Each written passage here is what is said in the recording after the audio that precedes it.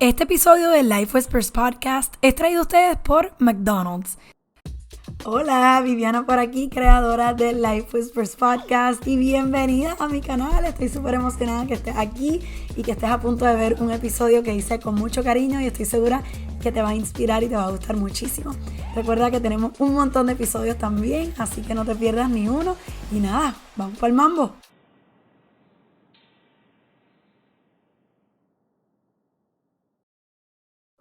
Buenas y bienvenida a otro episodio de Life Whispers Podcast. Hoy le doy la bienvenida a alguien súper importante para mí y para el Life Whispers Podcast. Bienvenida a Rita Bautista.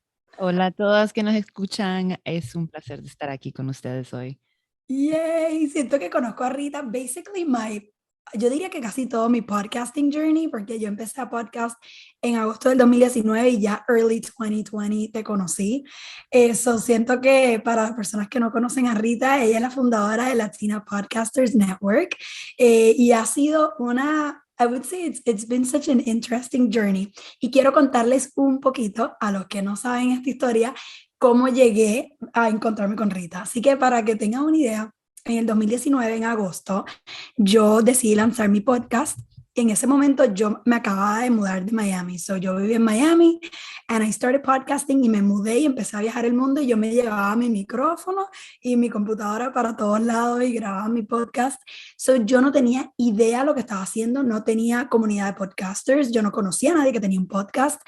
Y cuando en enero me llega un email de Buzzsprout, que es donde I host my podcast, y me dicen, hi, we're doing this contest, if you fill out the form, you could win free tickets for Podfest. Y yo como que, I have no idea what Podfest is, suena bien, if it's free, mejor. Y llené el formulario y like a week later, they reached out, mira, here's tickets. Bueno, me fui a Orlando. Again, I had no idea what I was doing. Yo me sentía como cuando you're new in something y te da miedo como que hablar porque am I using the right lingo and whatnot. Pero ese conference fue espectacular porque siento que todos los podcasters tenemos como una personalidad, some personality traits in common, y todo el mundo fue súper como, bueno, everyone's mostly extrovert, todo el mundo reach out, todo el mundo quería saber qué you were creating, whatnot, y las latinas nos encontramos donde sea que estemos. Y justo en el app del evento había un Latina Meetup como que something, y yo, oh my God, voy a ir. Bueno, long story short, no pude ir, pero desde ahí empecé a seguirte, Rita, en tu plataforma en Instagram, and right there, la pandemia creo que empezó like the week after the conference, ¿verdad? Ya, sí fue. Iban cerrando el aeropuerto. Nosotros fuimos el último, uno de los últimos aviones que habían salido de Orlando después de la conferencia y Wow. después de que nosotros salimos del aeropuerto. Se iba empezando like the shutdown. Sí, yo me acuerdo que while we were in the event, como que habían rumors de, esta gente no pudo salir, esta gente sí. Era como down to the wire, literal. Yeah, it's It so was crazy scary. to think about life that far again. We're so far past that, but ya, de pensarlo como pasó de repente y ya, y después cambió toda la vida de todos. Literal. Y uno mira para atrás y eso es como que justo estaba hablando hoy con alguien que me decía, espérate, eso fue hace 3 años. Y es como que siento que la pandemia nos rompió como el timeline y nuestra perspectiva del tiempo, literal. Ya, ya, It tantas was cosas wild. vieron de la pandemia también que, ahora uno no puede negar que los latinos están aquí, right? Que la gente, like the African American community too, en los Estados Unidos fue como un uprising de the minorities in the country, Ujú. de que no tenía voz antes, no es que no tenía voz, pero ahora están más empoderados para decir, ok, yo no necesito estar trabajando en tu status quo, ahora yo voy a hacer lo que a mí me da la gana, como decimos los hondureños, todo y cuando la cultura esté entre la base o la fundación de lo que estoy haciendo. Yo creo que eso Ujú. es la base de lo que pasó por la pandemia. Estoy de acuerdo, muchísima gente, o sea, se vio sin opciones, se vieron inventando y ahí, como tú dices, se empoderaron a seguir creando y hoy día, especialmente la cultura latina, tiene un boom Vi en los stats que Bad Bunny es like the third year in a row que es el most listened to artist. Yo siento que el género urbano también ha hecho que como que it's become a mass genre at this point, mainstream, full. Yeah, yo no he ido a Puerto Rico, but shout out to Puerto Rico for all the strides, todo lo que han hecho como comunidad y también el support. Me encanta lo que ha hecho Bad Bunny para toda la gente que no ha tenido voz. And I'm a huge fan. No solo por la música, a mí me encantan los artistas, pero me gusta más cómo la persona actúa afuera del escenario. Y para mí, él es uno de los artistas más, I don't know, Sí, transformativos sí. en nuestro, in our age, right? Like, I think he's such a huge example of what people should be. Live your life 100% fully. And out. And use your platform, porque completamente de acuerdo contigo. Yo fui al concierto de Bad Bunny that was earlier this year, en verano creo que fue, y él trajo muchísimos artistas que no one had heard of y lo ha puesto en el mapa, que el crecimiento ha sido exponencial, ha puesto muchísima situación. Puerto Rico pasa por muchos temas políticos, sociales, infraestructura, bueno, hay un pequeño desastre, pero él ha puesto todos esos temas en out there y le ha dado la plataforma y estoy completamente de acuerdo contigo. More than the music and his eclecticness, siento que es lo que él ha hecho con lo que se le ha dado. Yeah, Definitivo. yo creo que el tema de lo que él habla también son temas que todos los países de Centro y Suramérica también tienen los mismos problemas. Yo creo que los just highlighted these issues and using Puerto Rico as a good standing place because you have such a strong connection to the US. I think that's one of the things that's beautiful about it is like, it doesn't matter if we're connected to the US. It's like we have structural issues too. We have all these other issues. And se nos olvida que también estos problemas de la cultura que tenemos que ver. Y esos todos existen en casi todos los países de Centro y Suramérica. So, me gusta lo que ha hecho él. Y también, como le digo, muchas felicidades a todos los puertorriqueños, because like, I love, it's awesome to see it, you know? Yeah. No, definitivo. It's been nice to experience it, ¿verdad? Y siento que algo que él ha hecho, I've witnessed en este mundo del podcasting, específicamente desde que te conocí and I landed en tu Instagram account. Me acuerdo que en la pandemia, pues tú empezaste a crear esta comunidad. Basically, every female podcaster come to me. Tú tenías los pods de las semanas semanales, and you did that for a while. Yo decía, how long is she going to do this for? ¿Cuánto tiempo lo hiciste? Creo que por maybe 8 months, 8 months. I mean, empezó el año anteriormente. Eso fue como empezamos la plataforma en social media. Era porque yo no había visto las personas que estaban en podcasting que se miraban como yo y it didn't make any sense because I was like, no puede ser que en el mundo entero de 8 billones de personas que yo soy la única latina que está haciendo podcast.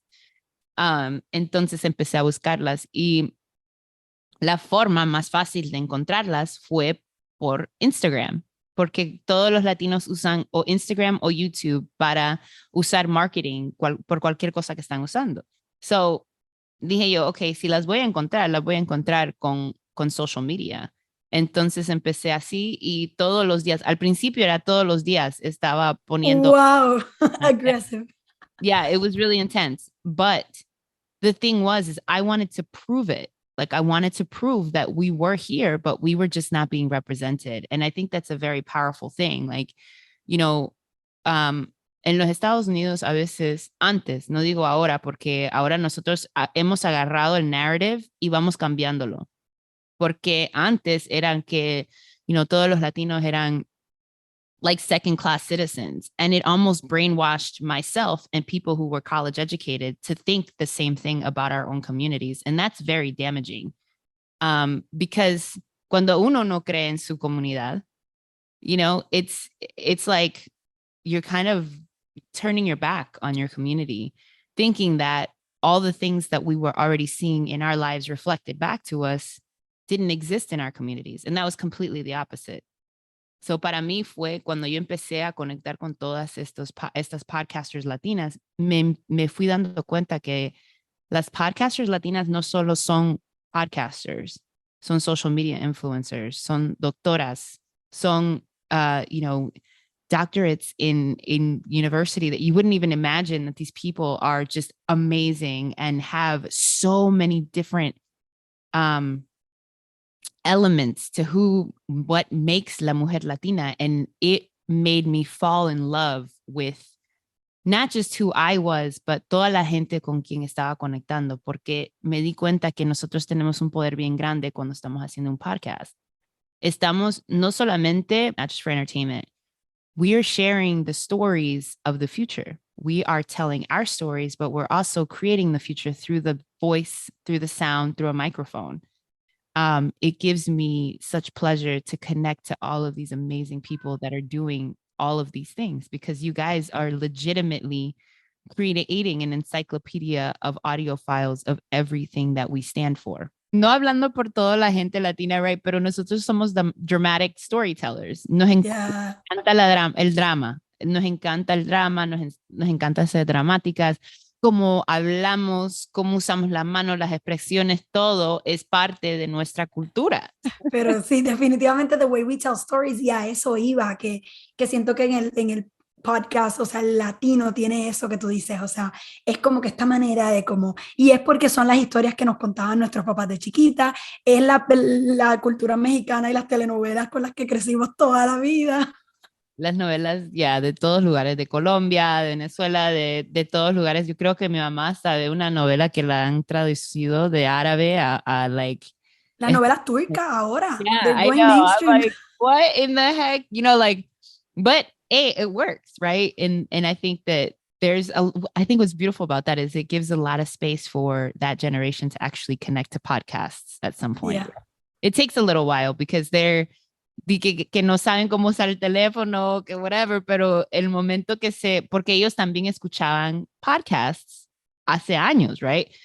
Cuando estaban niños, like, mi mamá siempre me contaba que escuchaban historias o cuentos de no sé qué en la radio. En la radio, exacto. So it's kind of like it's like a homecoming for them once they pick it up and they're like, oh my God, did you hear la la la la? And I'm like, oh, Sí. you're listening to podcasts. Like, it's true, no, mis tías y eso, ella, ¿qué es lo que tú haces? ¿Cómo puedo escuchar eso? Y yo le digo, es un radio, pero en la internet, cuando tú quieras, tú entras y va a estar ahí, no tienes que, yo siempre trying to define, pero es verdad lo que tú dices, once they pick it up, they get hooked y me empiezan a decir, ay, después me salió algo y le di al botón. So I think it's lo que tú dices, o sea, el foundation of the content es algo que les interesa, es solo el canal que pues it's taking them a little bit. Pero anyway, a little bit of a tangent to basically como que siento que when the pandemic came, when you started doing estos pods de las semanas y creando esta comunidad, yo siento que yo por lo menos en lo personal, yo entraba todo el tiempo a el Facebook de Latina Podcasters, que siempre estaba popping. I had never seen engagement in a Facebook page como lo había visto ahí. Todo el mundo te apoyaba, todo el mundo te escribía DMs, todo el mundo, and it was such a nice feeling, y que de verdad que como que todos nos sentíamos como que we're in it together y nunca nos habíamos visto. Tú y yo nos vinimos a conocer a few months ago, after like 2.5 years or something. Entonces yo quiero como ver tu lado de la historia, ¿verdad? Cuéntame un poquito, obviamente ya veo el foundation de tu conexión con podcasting y específicamente con el segmento latino, pero cuéntame un poquito de este journey, porque tú en el Podfest in 2020, you were not doing this as a career. So cuéntanos qué estabas haciendo y cómo ha sido la evolución que en mis ojos ha sido exponencial y yo ha estado, it's been very enjoyable to watch. Take us back. Yeah, thank you. So back in 2019, I was still working as a medical device rep. So I live in Houston, Texas, which is like the largest medical center in the world. Oh. And everyone who is here is somehow either in oil and gas or medical, or now, which is like tech and founding is a huge thing. Like founders, they're growing that space out here. But those are your main choices, mm-hmm. main industries in Texas. And so, or in Houston. And so I was working in medical sales, making very good money, doing very well for myself. But this Latina Podcasters idea was like back here, porque I was like, there has to be representation. And so Cinema Voz, which is one of the mini cons that are part of Podfest, I had connected with them and decided to be one of the sponsors for their event. And then they put us on the Step and Repeat. And I remember that being the first time. So I saw the logo there. And then they put the logo. There's a photo of me standing in front of the logo, and it's this huge. I mean, it was back then. It was lavender and like little tiny. Yo me acuerdo. The logo has now evolved to be black, white, and pink, and there's actually a reason for that. And because Latinos are all like we come from the darkest shade of black to the lightest shade of white, or whatever we would consider white to be or black to be, right? And so I wanted to make sure that we were all encompassing in that space so that everybody knew that they could find themselves in the podcasts that are being created by our podcasters. And for the Latina Podcasters logo, we have una mujer que tiene pelo colocho y una mujer que tiene pelo liso. Que yo siento que, like, all of us, porque actually lately estoy tratando de como try my curly hair y la gente, you have curly hair, y yo, I feel like we all have curly hair y todas estamos aquí que sí, showcasing it's straight, pero sí. Yeah. So yeah, it's, I wanted to make sure that we were going to show that in the logo, and the pink because it's one of my favorite colors. Everything looks better in pink. Everything. But and the cool thing too, I've noticed a lot over the last couple of years that pink has been in the middle of everything that's being built Latina wise.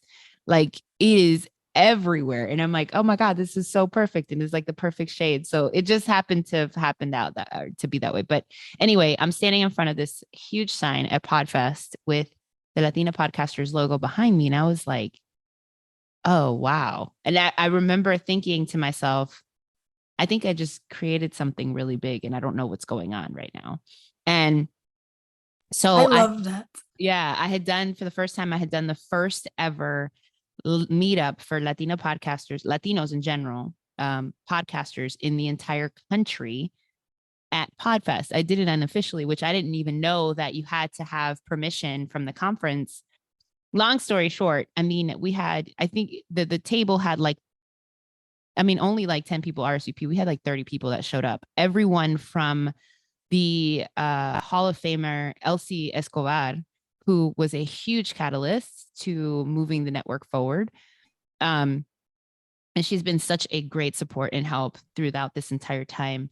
And she works for Libsyn, which is a hosting platform, and not shouting her out in the sense of like, oh, this is her or what she does, but there's a reason for it. She's a community manager for Libsyn, and she also created the conference She Podcasts, which is focused on Latinas, or not Latinas, of women. Pero now they're doing Latina tracks and stuff like that. So it's just a beautiful thing to watch grow. But she told me en ese momento cuando estábamos todos en la mesa, me dice, she turns to me and she's like, this is a network, right?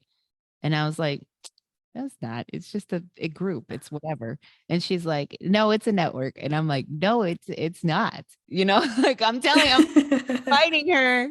And I'm like, I don't even know what a network is. Eso te iba a decir, yo no sabía qué era. Cuando fui a Podfest fue que vi que había uno que se llamaba Black Pod Collective, creo que era que se llamaba. Y ahí fue que fui entendiendo el concept. Well, we evolved into something completely different now, right? Like we are building blocks to create a very structured and beautiful company now that's turning into a full-blown, I want to be the Netflix of podcasts for Latinos in the world.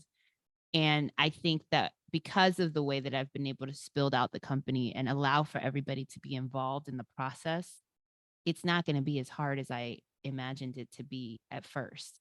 A lot of companies don't take into consideration the thought process of the people that they're connecting with.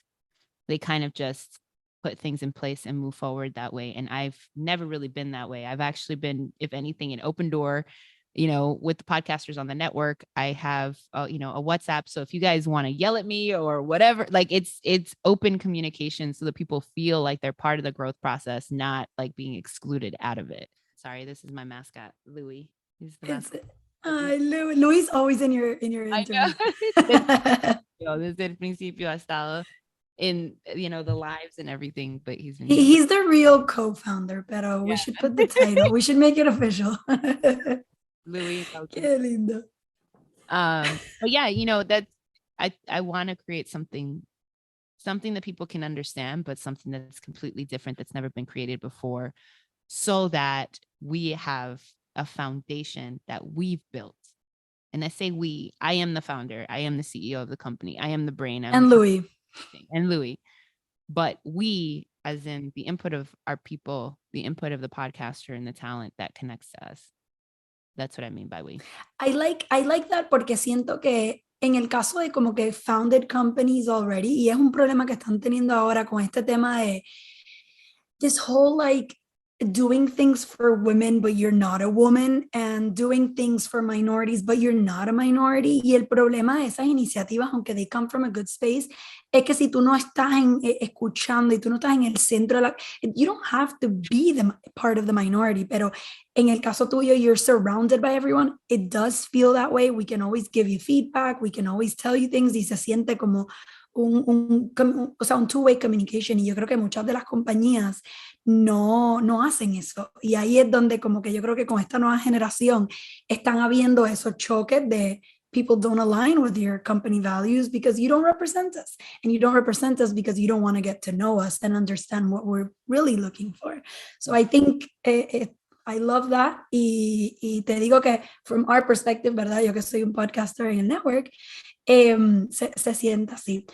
Luego de cada jangueo, concierto, boda o noche social a las tantas de la madrugada, no hay luz que brille mejor que el rótulo de McDonald's. Y es que a esas horas de la noche todo el equipo de McDonald's se merece un trofeo. Sí, buenas, unos McNuggets de 10 con 7 papitas grandes, 2 salsa barbecue, un honey mustard, 3 botellas de agua, una Coca-Cola agrandada. Nunca olvidaré las tantas noches con las órdenes infinitas entre los mejores amigos que siempre terminan en risas y recuerdos que no se olvidan. Este mensaje es un shout out para todo el crew de McDonald's. Gracias por ser cómplices de los mejores recuerdos y aventuras que siempre culminan con Big Mac en mano. A todos los que nos mantienen las barrigas llenas, los hangovers light y tienen un rol crucial en our epic nights, gracias por ser parte de tantos recuerdos. McDonald's, me encanta. The holidays always find a way to bring our best side. Este año has been interesting to say the least, with ups and downs and everything in between, but we've managed to reach the most exciting time of the year.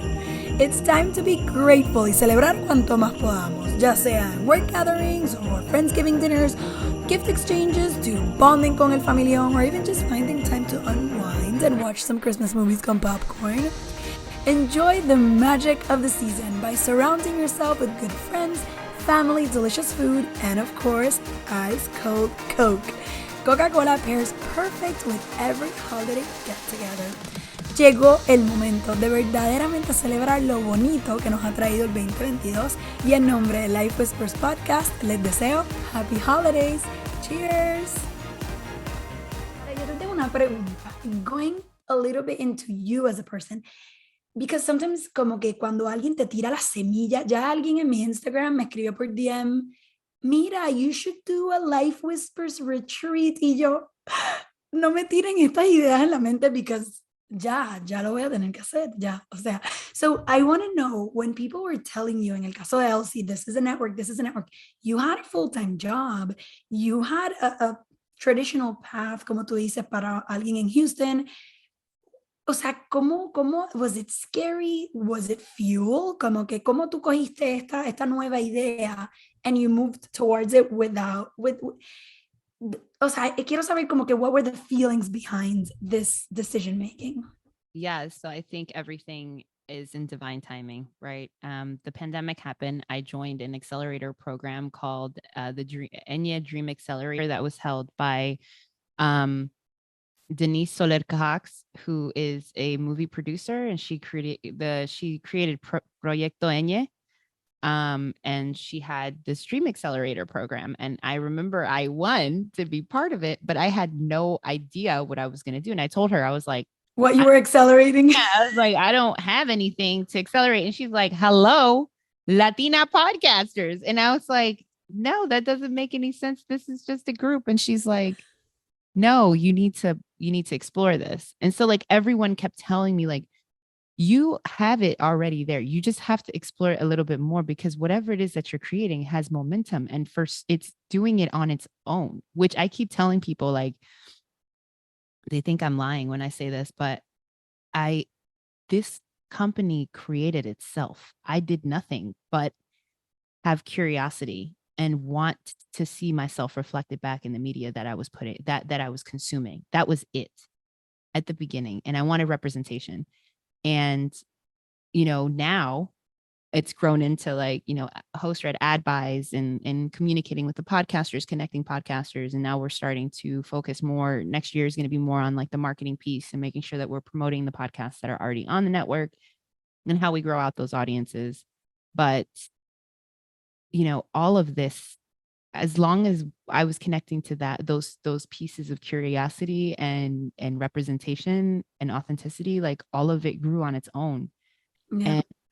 And, I want to say I was in media and I was under the arm of a CEO and la, la, la. That's not true. The reality of it is that all came to me. It came to me because it was meant to be that way. And I think a lot of times we expect, and I think it's really beautiful that I'm on the Life Whispers podcast. Yes. And you're already whispering. Right. But it's very true. It's like, sometimes we want to deny the things that are already right in front of us, that are calling us to be better and greater in our lives. And it's very easy to ignore and be complacent and not do anything at all. And there's nothing wrong with that. Absolutely nothing. But, we're only as great as the amount of effort and energy that we put into ourselves. And for me, it was very important after joining that accelerator to see what this was growing out to be. And while I started refocusing the energy back on myself, I noticed that I wanted this to be successful. I was just afraid to stand out and make it successful. And I was afraid of the journey that it was going to take me on. And boy, was it.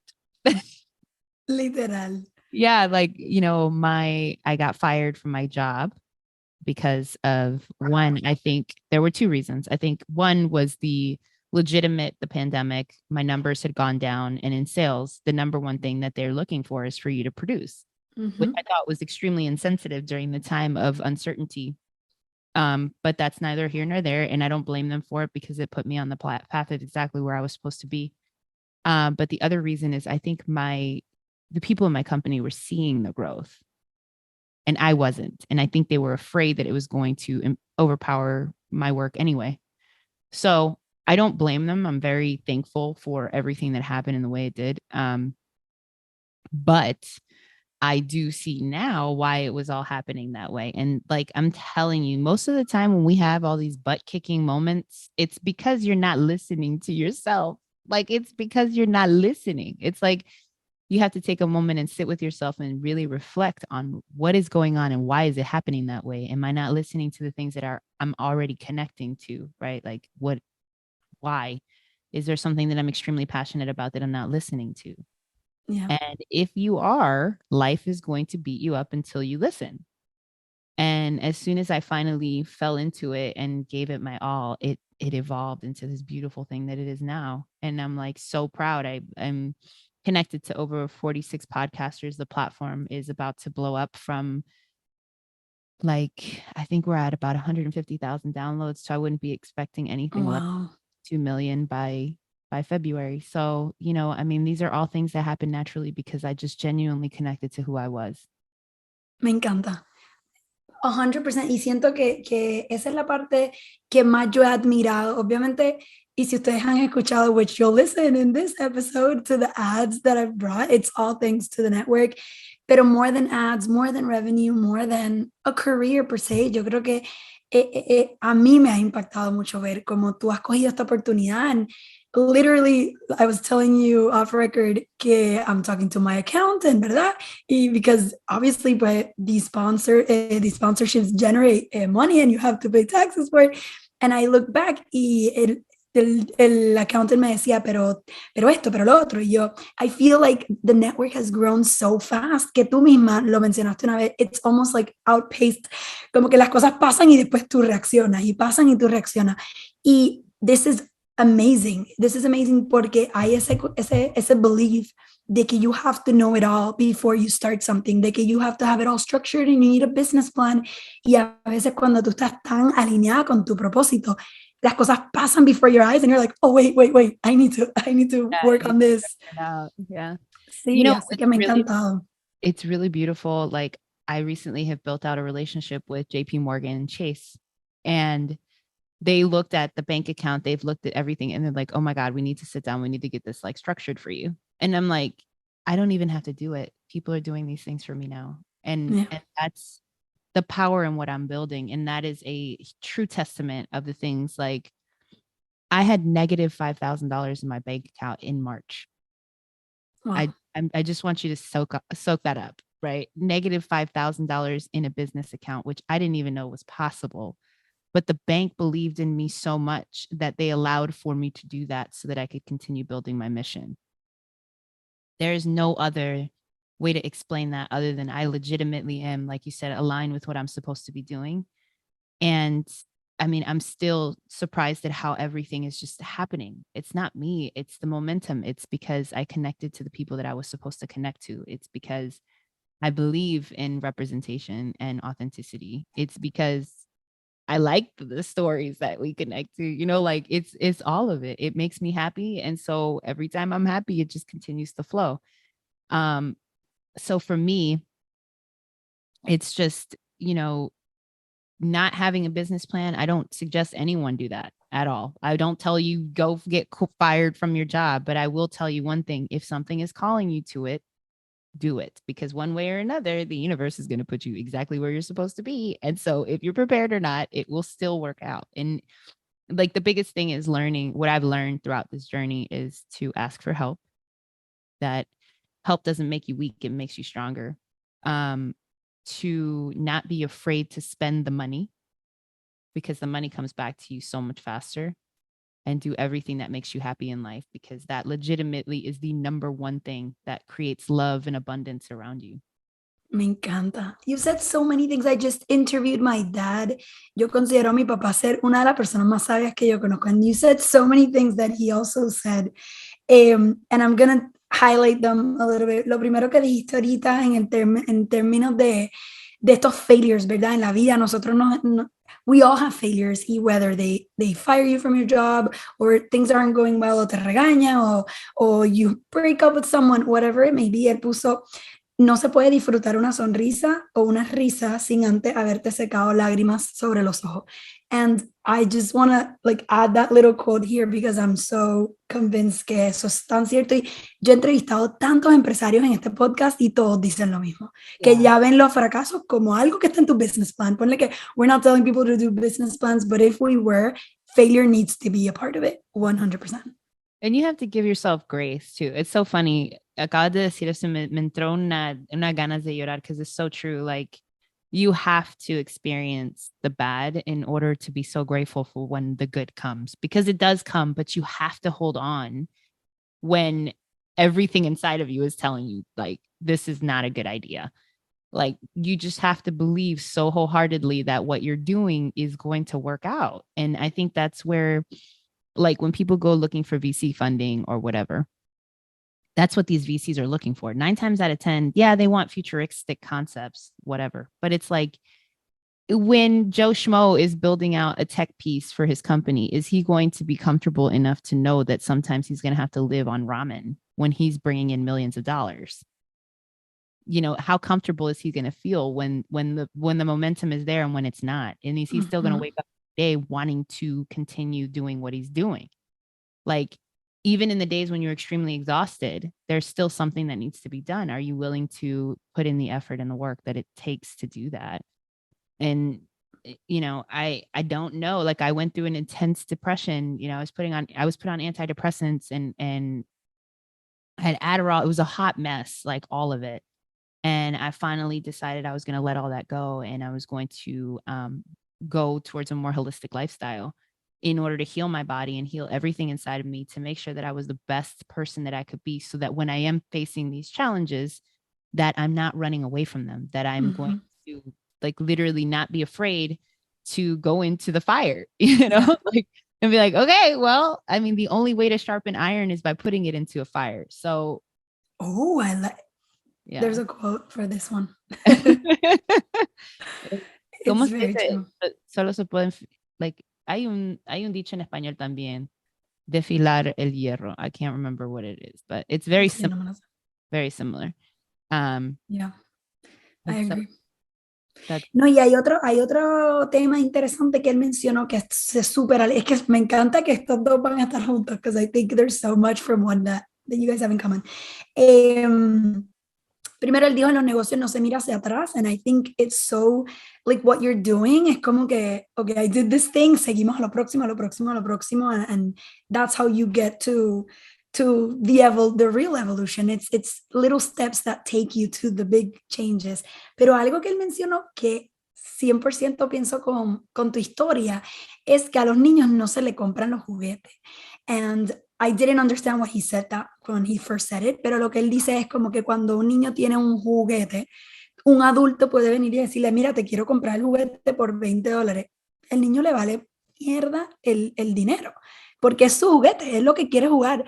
Y algo que él no mencionó en el episodio es que you cannot make decisions for money. You can't, como que los sueños no se pueden perseguir por dinero, se tienen que perseguir por pasión. Y cuando tú eres apasionado por algo, 100% lo que te está pasando a ti, las energías todas se alinean, things happen, las cosas se acomodan y es tu juguete. And you're just having fun. And because you're having fun, it doesn't feel like work, and growth becomes this gift that you didn't expect, even though you're putting the work. Y eso es bien importante recordarnos cuando tengamos miedo que tenemos que jugar, and you don't lose anything for playing. What's really interesting about that too, what I just thought about was, if you give a man a fish, he'll eat for a day. If you teach a man to fish, he can eat for a lifetime. But that's also going to, like, si le das un juguete a un niño, va a jugar en ese momento, pero si le das la oportunidad de usar su creatividad, puede crear sus propios juguetes, which is more powerful. I love that. It's like, whoa, I just thought about that. I'm like, because no one gave me money to build this company. Nobody gave me. I love that. Like, I was making decisions on my own, and I had to create this space, and I had $0. I legitimately can't explain to you how I lived my life for 8 months.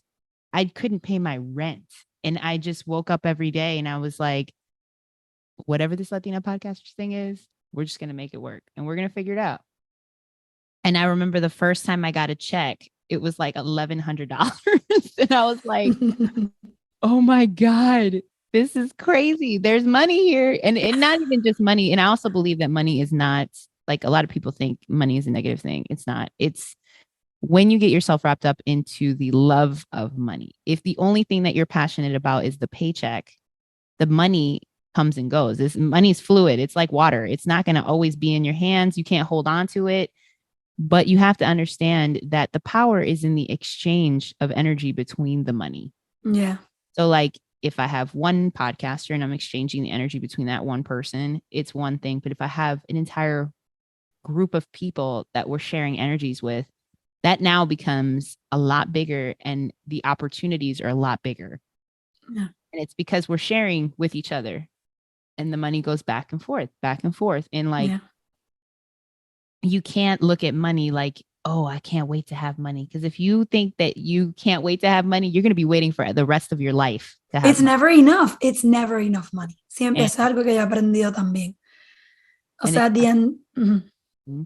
Yeah, it's about building something. And again, feel like you're playing, be happy, and it will come to you like somebody's dumping money off at the front door. And it's not, and I don't say that because I feel like, oh my God, I'm going to be a millionaire overnight or whatever.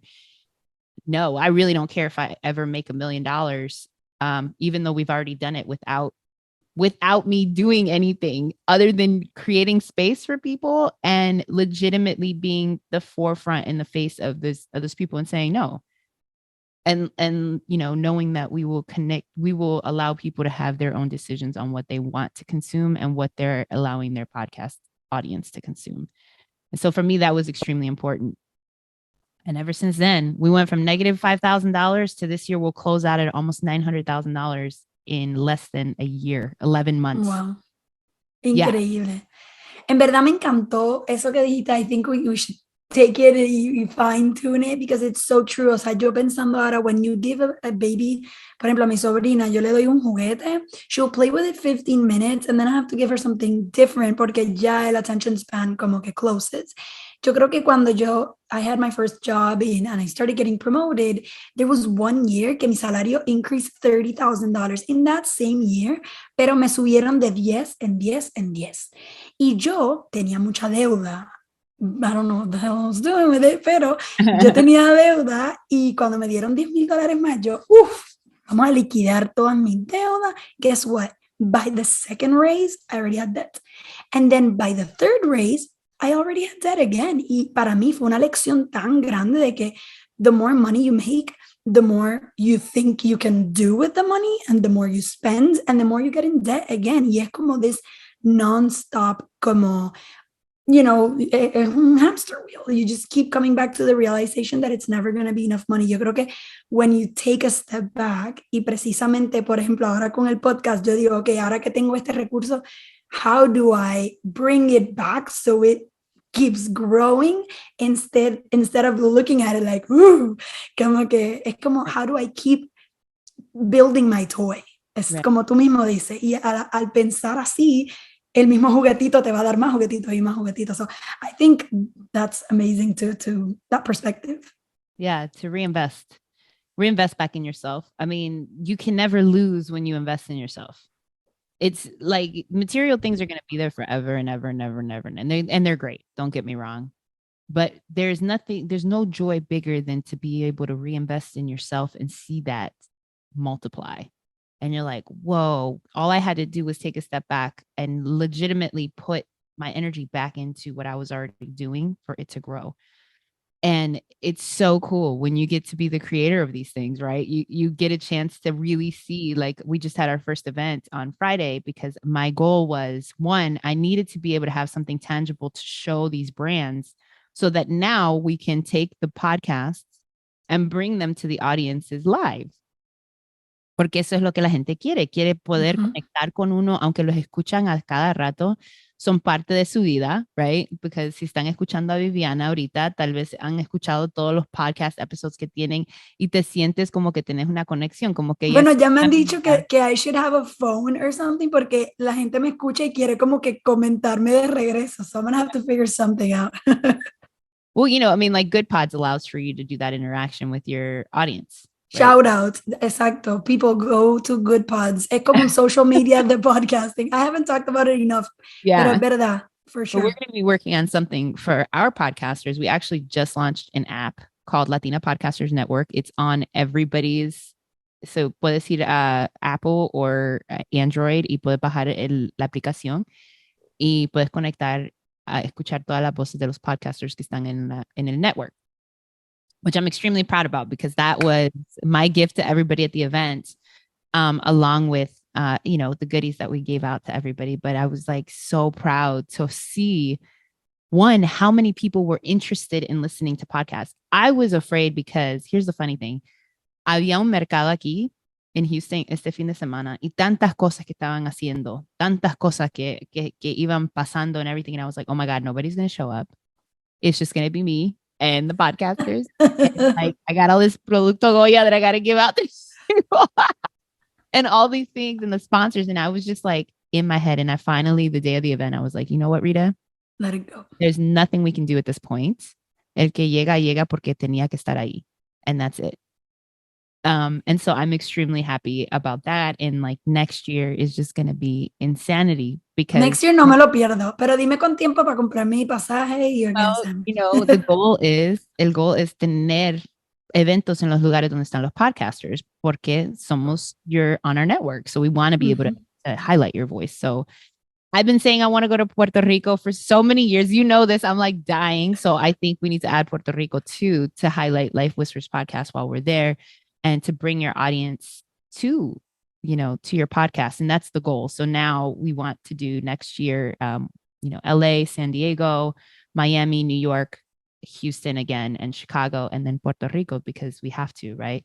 And I think the third place we would have to figure something out as far as Mexico is concerned, because that is our close second on international podcasts. And, I'm really, it's funny. I'm sitting here and I'm like, wow, I'm sure it's all going to happen exactly the way I think it is. But I'm really blessed overall to have gone through this journey to get to this place that I am now, and to be able to share all the voices of the people that continuously put out content, because content, it's exhausting. Podcasting can be really exhausting. It has. I've learned that this year. Yeah, it's a lot of work. And, we have to be able to figure out like how we can alleviate those exhaustions for people so they can continue to put out their content. Lo admirable de tu persona is that you say these dreams out loud with absolutely no idea of how it's going to get there, and that trust that it will, and the evidence that it has. Y creo que that is the biggest takeaway a todas las personas que nos están escuchando ahora.